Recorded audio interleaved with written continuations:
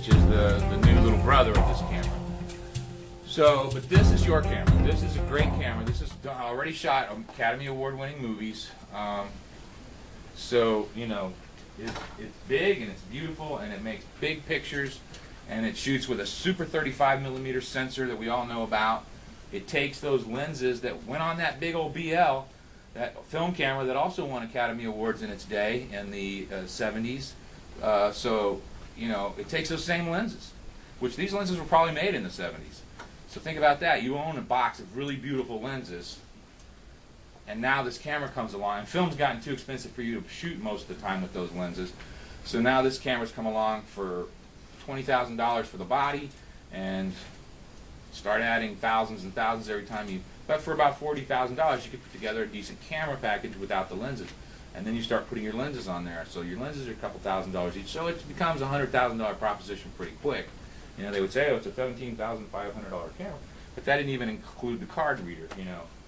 So that came out. That just came out in 2008, spring 2008, for a high-quality HD Sony or Panasonic camera, right? So Red comes along and said, we're going to sell this for $17,500, and then we're going to sell our accessories. But for $40,000, you can have a cinema quality 4K camera, which is 6 times the resolution of your little $100,000 HD camera, Sony. And so my partner Kevin said there was Japanese executives in the back of the room just going, just like having fits because they saw it coming, and it did. It really shook up. Red shook up Panasonic. It shook up Sony. It shook up whoever, you know, Canon. It shook up Panavision certainly, and Kodak, and Fuji. And Airflex, I mean, Airflex got smart and made the Alexa, but it took them 3 years to catch up to this camera. You know, so this was the big game changer. You have one. Okay, yeah, it's 4 years old, and there are other newer cameras out there that do some impressive things that this camera won't. This camera will shoot 120 frames per second. That's high speed. When we shot film for years and years, our default camera to shoot anything high speed, stunt work, explosions, was an Arri 3 that ran at 120 frames. Yeah, just trying to get some of that glare out of there. All right, so let's go. Currently we're at 4K on a, what lens is that? 24? 25mm lens in the Super Speed. Okay, so 25. Remember, that's well, I won't tell you that, but so it's giving us a particular field of view, which you can see on the other monitor. Okay, so now we go to 3K. We employ our settings on 3K. There's like 3 different banks of menus. There's the sensor, the video, and the system, which are pretty self-explanatory. So in this case, we're gonna go to. And there, you know, if you have an iPhone, you can download an app that gives you like all the how to get. If it's a 10-step on the menu, you'll end up with the last one, and you can back it up in the menu process. So I think, if I recall, it's free or like a couple bucks maybe. It may be worth $3. But if you plan to, yeah, it's like $2 or $3. But if you're planning to do a lot with the Red, that's a good one. It's got other things I like on there. It's got a nice little focus target. Have you ever used to use that? It's got different color charts. It tells you what false color is. So I would actually recommend that. I don't know if Android has a similar app. It probably does. I think it's called IC 4K. Oh, that one? Yeah, I don't know. Well, tell them which one you know about. Well, for the you can print off and laminate like the actual called menu maps. So it's like a big tree diagram that'll show you from like, you know, these 4 and break everything down. Right. The other thing to do is go to the red.com. Has frequently asked questions. I mean, if you're seriously curious about this, I'm not going to ask you anything off of their website. If I'm going to ask you anything on a test about the Red, it's going to come off the PowerPoint or the lecture. But if you are more curious, or the labs, but if you're more curious, you know, it's a really good source of information. And I mean, it's literally frequently asked questions, pictures of all the products, and what they do, and all the accessories, and all that kind of stuff. So it might be, you know, fun to just kind of peruse that a little bit, just for your own education, because you will be working with these cameras. Before you graduate this class, you will be working on a feature film that uses this camera. Some of you will be camera assistants, but others won't. But nonetheless, it's good to know. This is the game changer, and so we go to 3K, and he's back messing with that user interface in the back, and he's going through the different. So you need backdrop or something. Yeah, I'm going to zoom in on the bottom one. So you got to go to System. So he's hitting the System button. and in this case the project. So it's like, So you see where it says project in the middle there. So he goes to that, clicks onto that, configure. He knows where he's going. Resolution, that's what's changing. You see where it says 4K 16:9 over there? Now he's going to scroll through and change that. 3K 16:9. Now hit the button. and then if you watch the screen, Watch the screen. Wait, let me back up just a little bit. Okay, now he'll hit it and it'll reset itself. You see how it's zoomed in on the sensor, basically. Now let's go to 2K. Okay,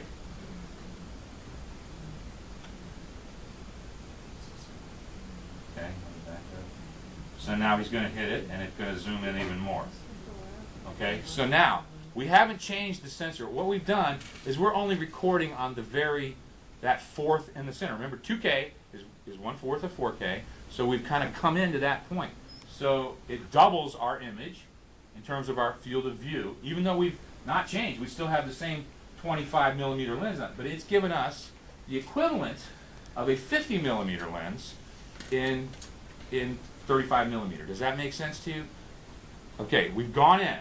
So we've doubled our field of view. So we went from the field of view of a 25mm lens to the field of view of a 50mm lens by going from 4K to 2K. If we went from 4K to 3K, we'd go in a third, which would give us somewhere in between, which would be a 36mm equivalent, something like that. Or actually maybe 33, I don't know. But it just gives you that much more. So remember, the Epic, which we don't have, it will go in 5K and it'll go in 1K. So when you change those sizes, you are also zooming in on the sensor. It's kind of like when you have digital still cameras. You have your optical zoom, your zoom lens, but then you also have a little digital zoom where you can go in on the sensor, and that's why it gets grainier, because you're actually zooming in on the sensor, which you're zooming in on your pixels at some point, so your pixels are now increasing in size. That's why it gets grainier. And it's the same thing here. We are closer to the pixels. We're showing them up close more when you've zoomed in on the sensor digitally. So our grain, feel of bumpiness to our eyes, which comes from pixel size and smoothness, is now the pixels themselves are bigger. So of course it's going to appear somewhat grainier. Now, 2K is still, what, very close to 1080p, our HD standard for broadcasting and for watching at home. So it's still pretty darn good enough. It's good, way good enough. So yeah, it's not as good as 4K resolution-wise, but it's still so good. we can only see. We can only Remember, our friends, when you go to the theater and watch a movie, and you're watching a projected film print, okay, which a lot of theaters still have because it's very expensive to switch over to digital, and there's all these great projectors out there, so they might as well keep using them as long as they keep working for a while anyways. They're going to keep doing that. So those prints, those actual film prints, are coming off of 2K scanners. So remember, we shoot it in film, we edit it in digital, and then from that digital we scan it onto a printmaking machine, basically, that makes the film print, a film printer, and it's scanned at 2K. So it's still, even if you shoot it in 35 or you shoot it in 4K or 5K, it's still going to be projected most of the time, 95% of the time, in 2K. Now they're starting to get some projection that is 4K. Those are like the IMAX, but slowly we're going to get there. So right now we really don't have any 4K projection. So we're shooting it better than we can watch it right now. I mean, there are 4K projectors, but not out there where you're going to run into them very often. And they're more for labs and post facilities right now, where most of them are, where you really need to look at it in quality, and CGI facilities and things like that. So, okay, so did I see another question? Yes. Did I see an option there for something for slate? You can actually... Yes, you can do in-camera slating, and what that has to do with is, what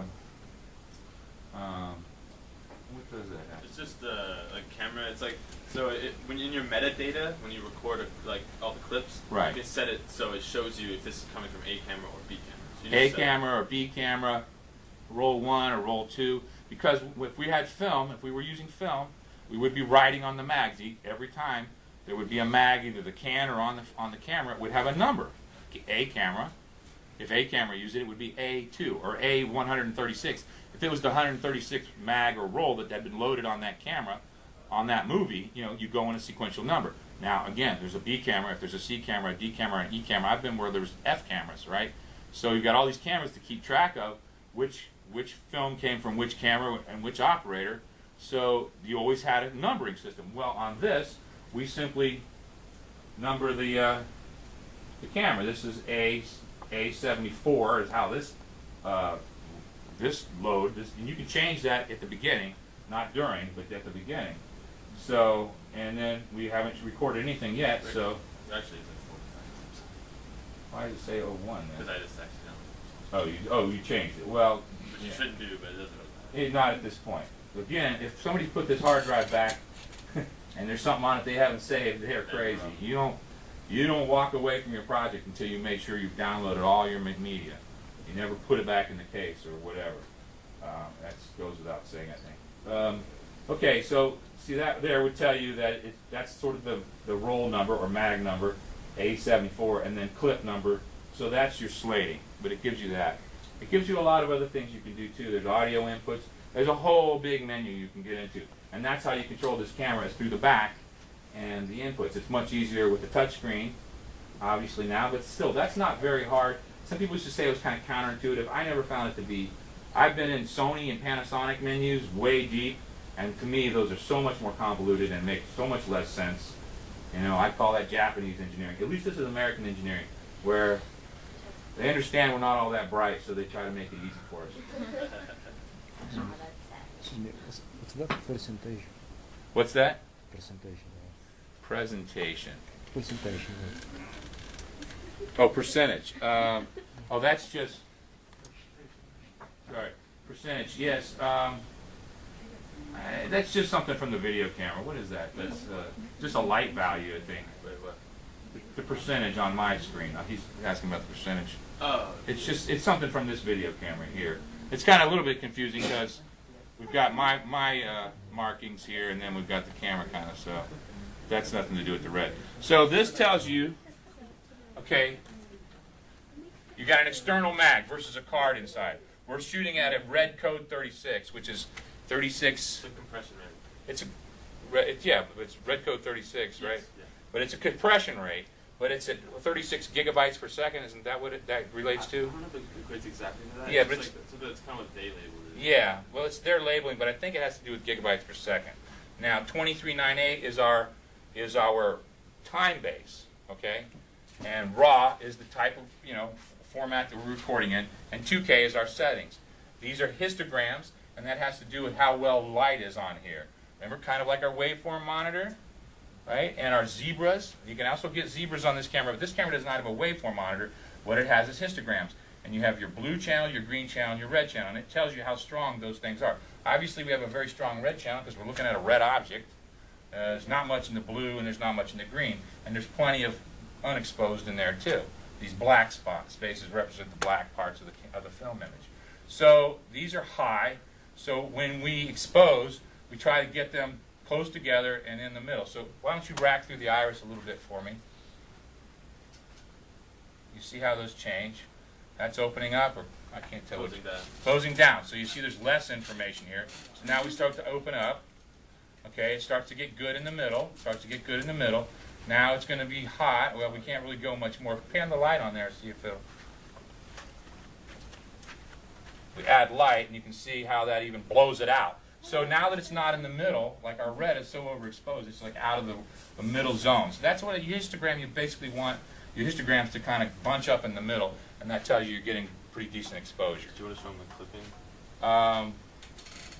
The two bars. If you clip your highlights, you'll see it here. If you clip your lowlights, You see it there. Okay. That's just good to know. And dropped frames it tells you if you've, like we talked about, if you went over big bumps, sometimes it would shake the cable, shake the hard drive around, and you would lose frames, and it would tell you that temperature, the red does get hot. If you leave it sitting in the sun, it's got a black body, so you have to, it's got its own fan, and you can hear it. Everybody quiet for a second. You can kind of hear it. When you hit the roll button, you can set it so that it rolls the fan is on all the time, like say you're shooting MOS, like say we were yesterday. But even so, when we hit the roll button, if you have it set for that, it will stop the fan while you're rolling so that it's perfectly quiet, and then as soon as you cut, the fan comes back on because it does get hot in there, so it needs to and you don't want to put it in front of a big light or right in front of a LeMay bounce even. I've had them heat up, like they had one hanging off of a crane right in front of a shiny bounce, 12 by, and it got hot and started having problems. So we just have to either keep a flag there in front of it or a shiny card, just something to protect it from the heat. The battery percentage, remember, our media hasn't changed because we never rolled anything. But our battery, it does have, you said about 40 clips on there, so we've used about 15% of the media, so what's remaining empty is 85%. The battery is 59%, and that's lasting pretty long because we really haven't done anything. We haven't rolled. It's just running the fan. Let's see. Let's go up to the top. The audio channels. Yes. They used They're not enabled. Oh, here. So our audio levels, which, you know, you plug in a microphone, and it gives you your meters, essentially, so you can tell you're getting a signal. Again, with the audio on this is even, it has a huge amount of audio space. So you only need this much, and you've got this big range. So even if you're not perfect, you've got a lot to play with there. But you do want to try and get it perfect in the middle, and it's much better. And that kills sound guys, because they go through all this hard work, and then it's like, you know what, it doesn't matter because it's such a big range. If you're even close, we're good. Of course, they don't want to hear that. So, let's see, any questions at this point? No, none at all. All right.